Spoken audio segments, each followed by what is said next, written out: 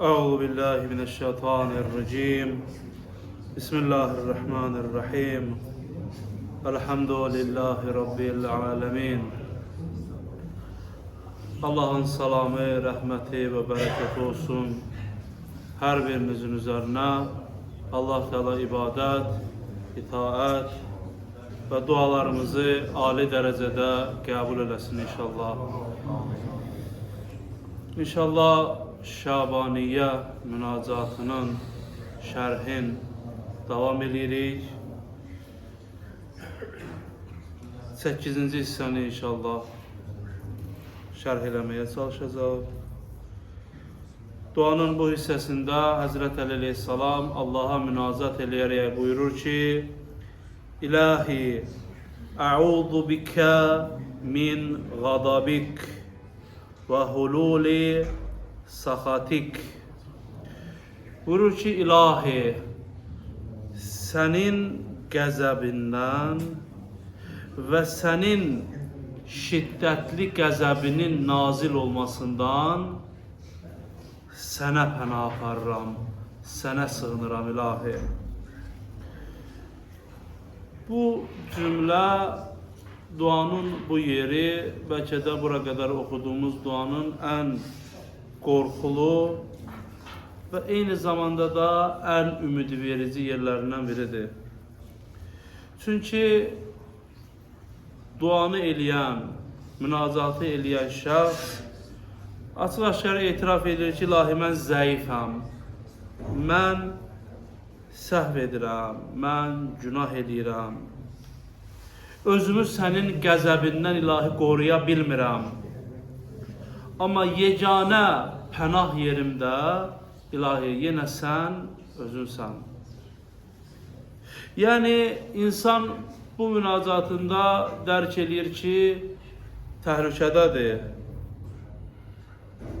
Əməllərinin nəticəsində təhlükədədir, təhlükəli işlər görür.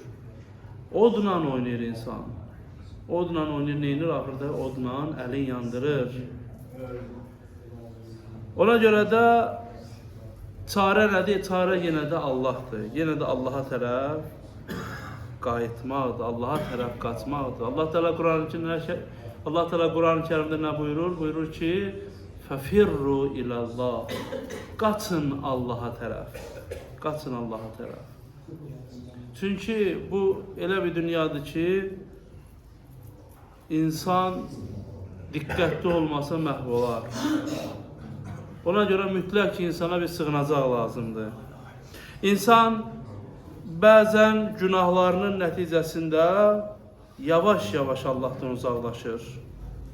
Bəzən də elə bir günah edir ki, qəlbi bir dəfəlik qaralır. Amma yavaş-yavaş günah elədiyi zaman da sonu elə qəlbinin qaralmasına gedib çıxır. Günahların ardıcıllığı, günahların intensivliyi insanın qəlbinin qaralmasına səbəb olur. Allah Teala Quran-ı Kərimdə Taha surəsinin 123-124-cü ayələrində buyurur ki, kim mənim hidayətimə, məndən olan göndərdiyim hidayətə tabi olarsa, yəni Peyğəmbərə, yəni Peyğəmbərimizin gətirdiyi Quran-ı Kərimə, onun yolu ilə gedən əhl-i beytinə tabi olarsa, nə yolunu azar, nə də bədbəxt olar. Amma kim ki mənim zikrimdən, məni zikr eləməkdən, məni xatırlamaqdan, məni yad eləməkdən üz çevirərsə, فَإِنَّ لَهُ مَعِيشَةً ضَنْكَ. Onu olar, onun üçün sıxıntılı bir həyat olar. Həyat onun üçün sıxıntılı olar. Bankə deyir. Sözün özü belə sıxıntı ilə deyilir, çətindir. Quran-ı Kərimdə var belə şeylər.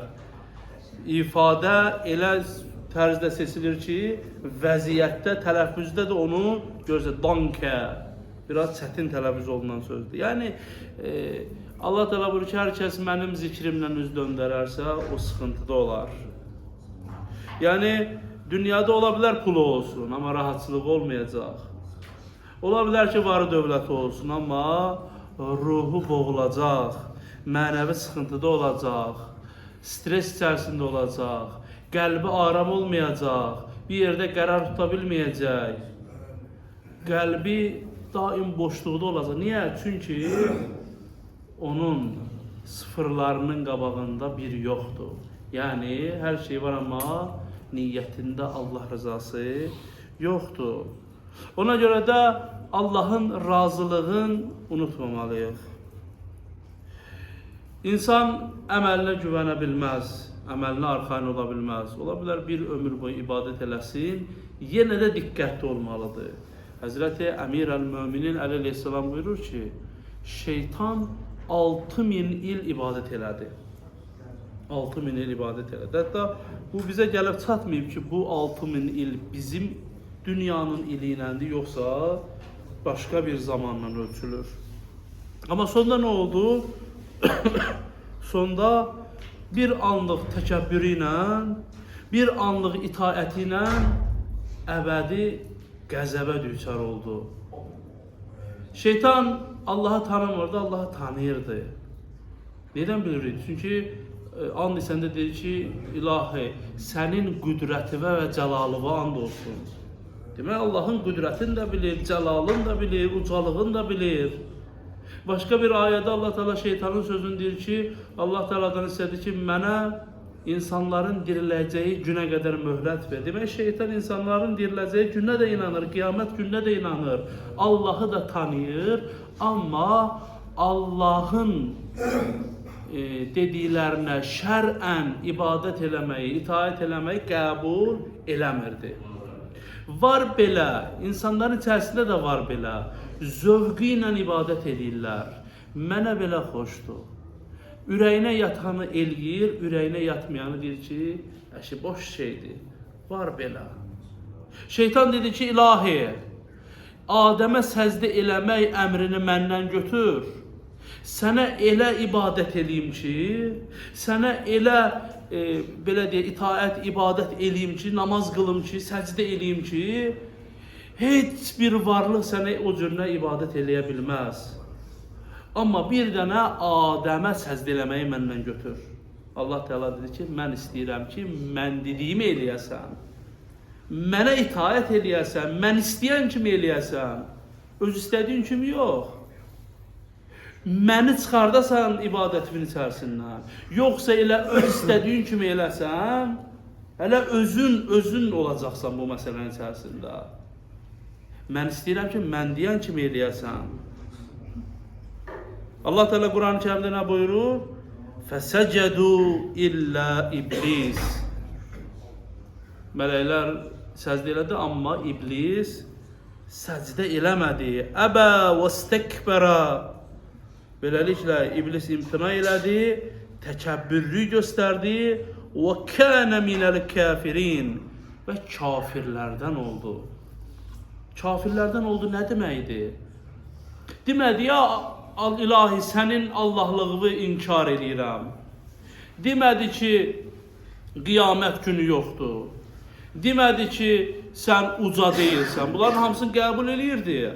Amma deyirdi ki, mən sən dediyi bu şəri əməlləri eləmirəm.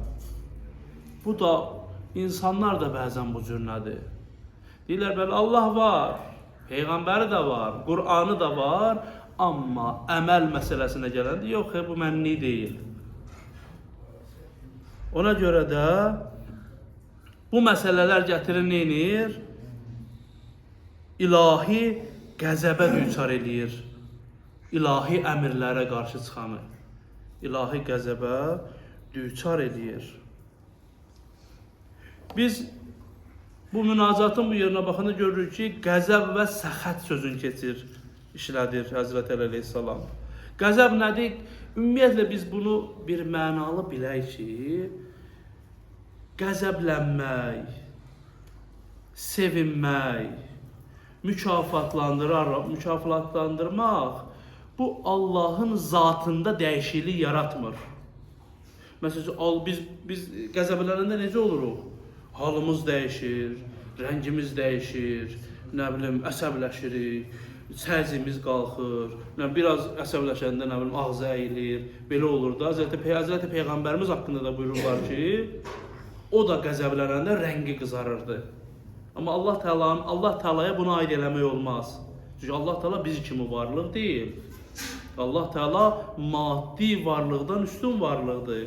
Ona görə də qəzəblənmə məsələsi ki, Allah Teala'ya aid ediləndə Allahın zatına aid edilmir. Nəyə aid edilir? İnsanların əməllərinin nəticəsinə aid edilir. Allah onlarla necə rəftar eləməsinə aid edilir. Namaz qılmırsan, ibadət eləmirsən, həyatın sıxıntı keçəcək. Sıxıntıya düçar olacaqsan. Budur Allahın qəzabı. Namaz qılırsan, ibadət edirsən, Allahın dediklərinə razı olursan, boyun əyirsən, cənnətlə mükafatlanırsan. Bu da Allahın, belə deyək, savab verməsi, başqa cür desək, sevinməsidir. Yoxsa, bəli, mükafat yoxsa, Allah sevindi, biz sevinəndə gülürük, ürəyimiz açılır, üzümüz açılır, rəngimiz açılır. Allahda bu cür şeylər yoxdur, Allah bu cür şeylərdən uzaqdır. Duada keçir qəzəb və səxət kəlməsi. Bu, qəzəbin başlanğıcı, səxət isə qəzəbin şiddətli formasıdır. Bu nə deməkdir? İnsan günah eləyəndə Allahın qəzəbi birbaşa tam olaraq onu əhatə eləmir. Niyə? Çünki tövbə eləmək fürsəti var. Birbaşa belə deyək, onu tutsaydı, elə cəzası həmin anda gələrdi. Çünki dedik ki, Allahın qəzəbinin tutması, onun əməlinin cavabının verilməsidir. Ona görə də qəzəb məsələsi bunun başlanğıcı, səxət məsələsi isə onun bir anda tam olaraq, belə deyək, faizinin dolmasıdır. Çünki Allah insanların elədiyi günahlardan narazı olduğuna görə olsa da, tövbə qapısı açıq qalır. Tövbə qapısını açıq qoyur. Deməli, tövbə qapısı açıqdırsa, insanı tam qəzəb tutmayıb.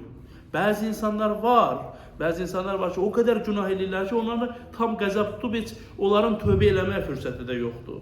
Tövbə eləməyə qabiliyyətləri də yoxdur. Bir nəfər gəlir, Kərbəla qatillərindən biri, Allah lənət eləsin, İmam Zeynul Abidin əleyhissalamın yanına gəlir, deyir ki, mənə bir dənə tövbə öyrət.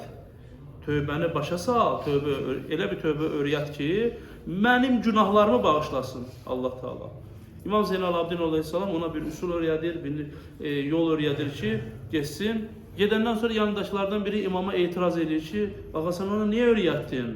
Bu qədər İmam Hüseyin əleyhissalamın, atamız imamın və digər Kərbəla şəhidlərinin qanı var əlində. Niyə öyrətdiniz onu? Allah onun günahını bağışlamasın.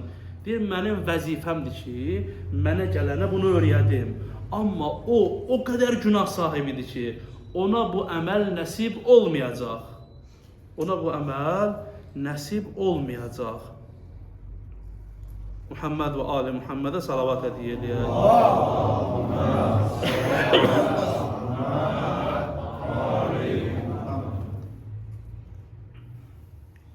Duada keçir ki, ilahi, sənin qəzəbinə düçar olmaqdan sənə sığınıram. Baxırsınız, bəzən olur ki, uşaq atadan qorxur, elə atası onu hissənir, o da təzədən atasının üstünə qaçır. Bilir axı, atası nə qədər bunu əsəbləşsə də, qəzəblənsə də, atası yenə də bunu çox istəyir. Anası bunun üstünə nə qədər qışqırsa da, yenə də onu istəyir. Deməli, Allahın qəzəbindən Allahın özünə sığınmaq, Allahın qəzəbindən Allahın rəhmətinə sığınmaqdır. Çünki biz bilirik ki, bizim Allahımız mərhəmətli olan Allahdır, rəhimli olan Allahdır. Bu cür təfəkkür insanda tövbə eləmək, belə deyək, fikrini insanda aktiv saxlayır.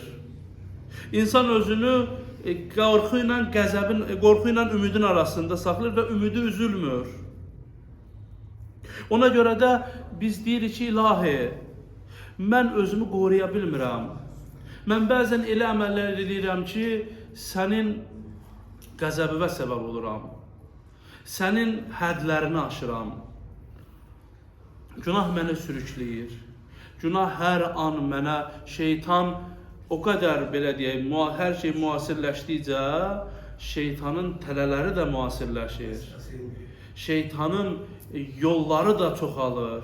Şeytanın törəmələri də çoxalır. İstehsal etdiyi, belə deyək, variantlar da çoxalır. Günah telefonlar vasitəsilə, televizor vasitəsilə insanların evlərinə qədər daxil olur. Yəni bu şeytanın əlinin, qolunun bu qədər açılmasıdır. Biz deyirik ki, ilahi, bəzən özümüzü qoruya bilmirik, bəzən günah eləyirik.